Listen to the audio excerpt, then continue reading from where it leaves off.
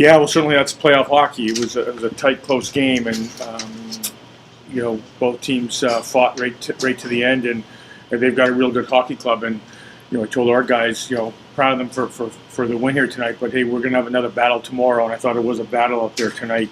I thought we played well in the third period. We stayed above the puck, for most of the third period, and limited. I thought, their offensive zone time, and then,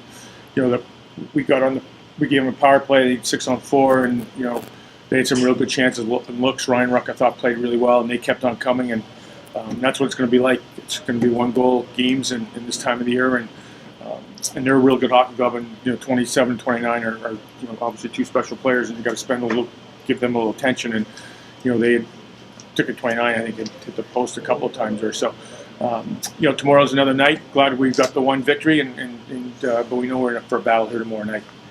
Can you talk about your team's ability, maybe outside the last couple of minutes, but the ability to take away the time and space? It didn't seem like they had any operation time in the house and the offensive zone.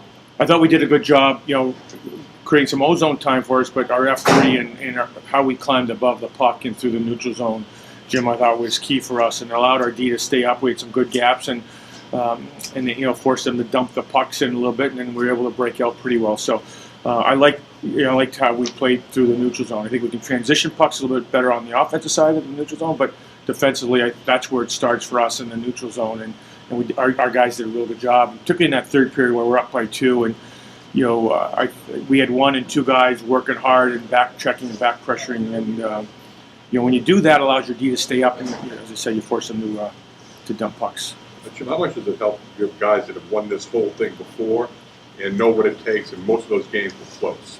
If you're in a battle, you guys have some confidence in it. Yeah, no, we do, John, and they, our older guys, John, Stevens and Zach Aston Reese and Nolan Stevens, and those guys are battle tested. But we've got a lot of them, as you said. We've got a lot of seniors in that group, and so there was some common place on the bench, even when we thought it was going to go to 3-2, and we just said to our guys, hey, we're okay here, and all before we had to say as coaches, the players had said it, say, hey, we're okay, we're gonna, we'll funnel through these last, whatever minute 24 it was, the goal came back because it was offside, which we were on the blue line, knowing it was close right away, and had this time of the year they're reviewing it. Had they not reviewed it, we would have asked for the review because it was that close, and we thought it was just a little off, but it was very, very close as it was.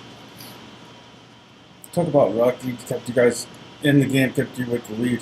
Yeah, he played really well. He challenged. He was aggressive.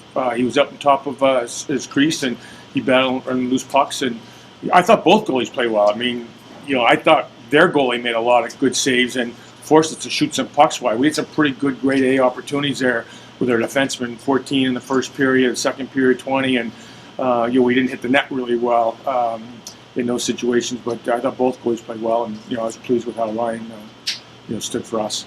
Going back to the defensive side, it seemed that a number of times in the third period when they had the chance to maybe make exciting plays, they took the smart route, and that was what made it a little bit more difficult for UConn.